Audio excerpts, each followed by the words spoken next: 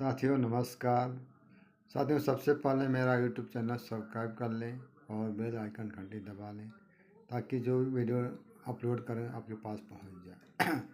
साथियों आए अब मुद्दे पर। साथियों 14 अक्टूबर 1956 में बाबा साहब ने धम्म दीक्षा का ज्ञान लिए थे नागपुर में, और उनके साथ साथ लगभग 4 से 5 लाख लोगों ने धम्म दीक्षा का ज्ञान लिए थे। बाबा साहब को 14 अक्टूबर 1956 में बौद्ध धर्म क्यों अपनाया गया, क्यों अपनाना पड़ा, जबकि बाबा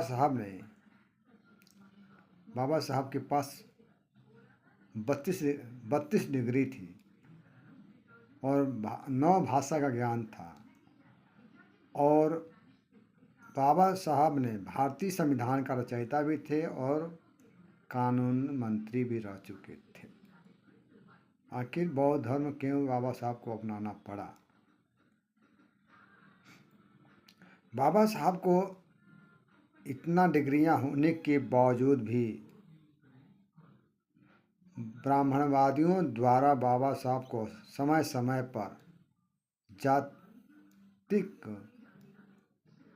ब्राह्मणवादियों ने जात ब्राह्मणवादियों ने बाबा साहब को हर समय जात देकर अपमानित किया। हर समय हर पल उनका जात पीछा नहीं छोड़ते थे। पढ़ा लिखा सबसे विद्वान थे, पढ़े लिखे में। भारत की बात छोड़िए, बाहर विदेशों में भी सबसे पढ़े लिखे विद्वान थे बाबा साहब। फिर भी जात के नाम पर बाबा साहब को बार बार ब्राह्मणवादियों ने अपमानित करते थे। इसीलिए बाबा साहब ने उन्होंने कहा था कि हिंदू धर्म में पैदा हुआ हूँ, यह मेरे बस की बात नहीं था, लेकिन हिंदू धर्म में मरूंगा नहीं, यह मेरी बस की बात है। आखिर बाबा साहब ने क्यों कहा था?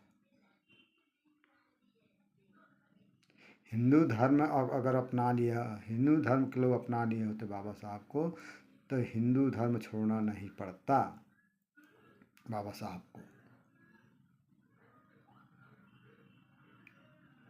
लेकिन हिंदू धर्म के लोग, हिंदू धर्म कोई धर्म नहीं है साथियों, इतना ध्यान दीजिए। हिंदू कोई शब्द ही नहीं है, बल्कि हम सब जो धर्म को मानते हैं वह ब्राह्मण धर्म है। अगर ब्राह्मण धर्म नहीं होता तो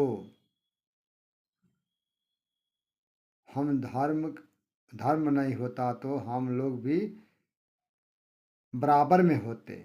ऊंच नीच, छुआछूत, भेदभाव नहीं होता। कहीं शूद्रों के नाम से, कहीं अछूत के नाम से, कहीं वैश्य के नाम से, कहीं क्षत्रिय के नाम से, सबको बार बार अपमानित होना पड़ता है। और खासकर SC ST OBC जो बाबा साहब ने दर्जा दिया है, इन शूद्र अछूत, ये दो समाज जो वर्ण के हिसाब से, अछूत शूद्र, शूद्र अति शूद्र जो है ना, वो बार बार अपमानित होना पड़ रहा था। अभी भी संविधान लागू होने के बाद अभी भी हो रहे हैं लोग। तो बाबा साहब ने इसी से आहत होकर बाबा साहब ने वो धर्म अपनाया था। हमने 14 अक्टूबर 1956 में। और बाबा साहब, जबकि बाबा साहब ने कहा था कि मैं हिंदू धर्म में पैदा हुआ हूँ, मेरे बस की बात नहीं है, लेकिन हिंदू धर्म में मरूंगा नहीं, यह मेरी बस की बात है। और बाबा साहब ने बौद्ध धर्म अपना के सबको दिखाया और नागपुर दीक्षा भूमि में अपना बौद्ध धर्म स्वीकार किए, और उनके साथ साथ लगभग 4 से 5 लाख लोगों ने बौद्ध धर्म स्वीकार किया।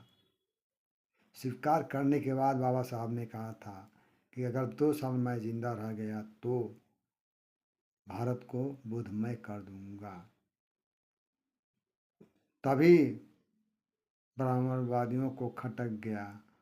और बाबा साहब को आप जानते हैं, आप सब जानते होंगे कि बाबा साहब की दूसरी पत्नी ब्राह्मण परिवार से थी, सविता अम्बेडकर जी।